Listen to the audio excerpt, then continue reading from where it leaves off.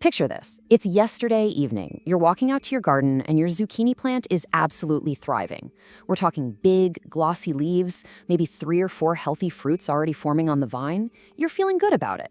But then, this morning, you step outside and that exact same plant is completely collapsed. It didn't just wilt a little bit in the summer heat. It looks as if someone snuck into your yard overnight and literally just let all the air out of it. It's incredibly frustrating, isn't it? Especially because if you're like most practical gardeners, your first instinct is to check the soil. You know for a fact you watered it the day before.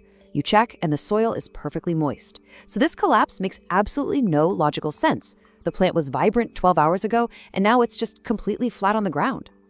When things like this happen, it's so easy to feel like you've done something wrong, even when you followed every single rule in the book. Well, in this explainer, we're going to figure out exactly what's going on. Section 1. 3 years of failure guessing the wrong culprit.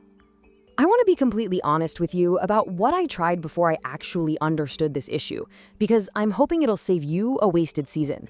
For 3 years running, I made the exact same logical yet entirely incorrect guesses. I just kind of accepted losing a plant or two as something that inevitably just happens with squash.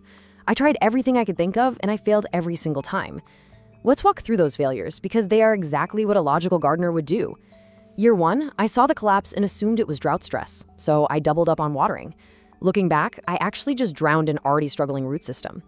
Year 2, I assumed it was a fungal wilt, so I sprayed a general fungicide across the whole bed. The plant kept dying at the exact same rate. Year 3, I panicked.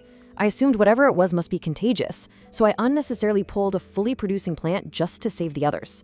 3 seasons, 3 guesses, 3 entirely wrong answers. The real turning point for me came from a veteran neighbor of mine, Diane. She's grown squash in the same raised beds for close to 15 years without ever losing a plant to this kind of sudden collapse. When I told her my sad story over the fence, she didn't offer some miracle chemical or secret fertilizer. She just asked me one vital question. Did you check the base of the stem right at the soil line? Well, I hadn't. I'd been staring at the drooping leaves and the shriveled fruit, completely ignoring the one place that actually held the answer. So I'm going to ask you to do something right now. If you have a squash or zucchini plant that is struggling, drooping, or just starting to look a bit tired, I want you to pause this explainer. Go out to your garden, part the leaves, get right down to the ground, and look at the base of your stem, right where it meets the soil. Take a good, close look at what's happening right there at the soil line. Section 2. Squash bugs versus vine borers. Understanding the why. Okay, assuming you've taken a look, let's talk about what you might have found. The absolutely crucial point here is that there are 2 completely distinct pests that cause a squash plant to collapse. They operate in totally different ways and they require completely different interventions. If you just guess and you treat the wrong one, you'll actually cause yourself to lose the plant even faster. We have to understand the why before we can apply the fix. If your plant is wilting gradually over several days, starting with the outer leaves while the stem itself stays firm, you likely have squash bugs. They inject a toxin that slowly interrupts water flow. You'll usually see small yellow and then brown speckling on the leaves. But if your plant collapsed suddenly, almost overnight, you're dealing with the squash vine borer. A moth laid an egg, and a larva has been tunneling invisibly inside your stem for weeks, eating it from the inside out until it fails all at once. The dead giveaway? A small hole near the soil line with a sawdust-like debris called frass pushed out around it. Section 3. Fixing the slow wilt, the squash bug routine. Now that we know what we're looking at, let's move to how we actually fix this. Starting with that slow, gradual wilt caused by squash bugs. This is a real problem for sure, but it's a slow one. That means you have time to act. You don't need panic, and you definitely don't need heavy chemicals. You just need a precise daily routine. Here's your physical management strategy. First, check the undersides of the leaves for neat clusters of small bronze-colored eggs and simply crush them before they can hatch. Second, get out there in the early morning. The adult bugs are slow and sluggish from the cool overnight temperatures, making it incredibly easy to handpick them and drop them directly into a bucket of soapy water. It is highly effective. Finally, remove any straw mulch from around the base of the plant. Squash bugs love dark, sheltered hiding spots during the heat of the day, so you just take that shelter away. Now, if you do find you need to use a spray for the adult bugs, I want to give you the exact ratio so you do it right. You need exactly 1 tablespoon of standard liquid dish soap mixed into exactly 1 cup of water. That is the precise dosage. Do not spray this broadly over the whole plant. You want to use it strictly as a targeted spot spray, applied directly onto the insects themselves. Setting realistic expectations is key here. If you begin your daily morning picking and targeted spot spraying on day 1, you shouldn't expect a miracle by day 2. However, by day 7, you are going to see noticeably less new leaf speckling. The most important thing is that, with this diligent routine, your plant will stabilize. It will continue producing vegetables for you rather than just slowly dying off. Section 4. The surgical approach. Fixing the vine borer. All right, let's shift our focus back to that overnight collapse culprit, the squash vine borer.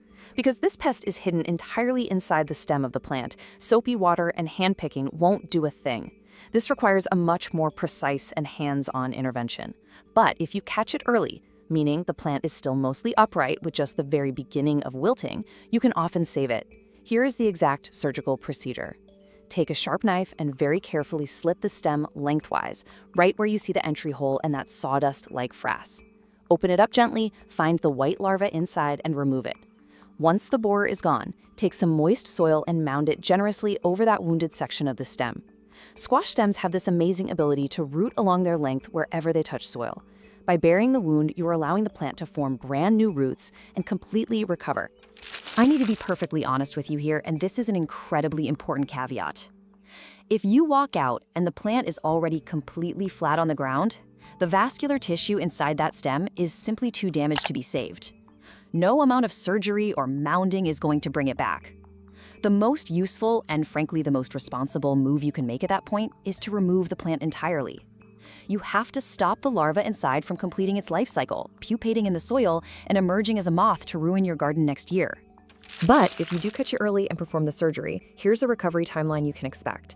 By day 2 or 3, assuming the borer is gone and the stem is mounded nicely with moist soil, you will see the wilting completely halt. The plant will stop declining. Around day 7, as those new roots begin to form in the mounded soil, you'll actually see normal growth resume. It's a remarkably resilient plant if you just remove the blockage. Section 5. Breaking the cycle. Prevention for next season. Fixing the problem in the moment is great, but breaking the cycle so you don't have to do plant surgery next year is even better. The adult vine borer is a moth, and it lays its eggs at the very base of your plants in early summer.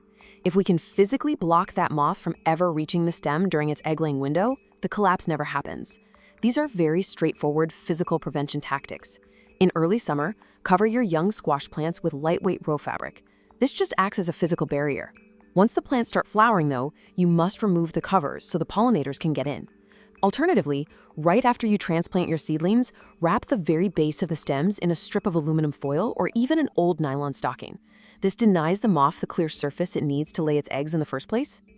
Applying these steps fundamentally changes how you garden. This past season, bugs still showed up in my beds. I even found borer frass at the base of one of my plants. But because I finally knew exactly what to look for at the soil line and exactly which specific fix to apply, the results were entirely different. Out of 6 squash plants, I lost absolutely 0. Compare that to failing and losing plants every single year for the 3 years prior. It's an incredible payoff for just a little bit of knowledge. I really want to leave you with the advice my neighbor Diane gave me because it completely changed my perspective on gardening. She said, most garden mysteries aren't actually mysteries. They're just information you haven't learned to read yet. The squash plants were never hiding their problems from me. I just hadn't been taught exactly where to look. Once you know to look down at the soil line, the mystery vanishes, and you take your power back as a gardener. So I'll ask you again, when you checked the base of your stem today, what did you find? Did you see speckled leaves? Did you find a small hole with sawdust around it? Or was there thankfully nothing at all? Let me know down in the comments. I read every single one of them. And if this explainer helped clear up a garden mystery for you today, I'd really appreciate it if you'd subscribe. I'll see you in the next one.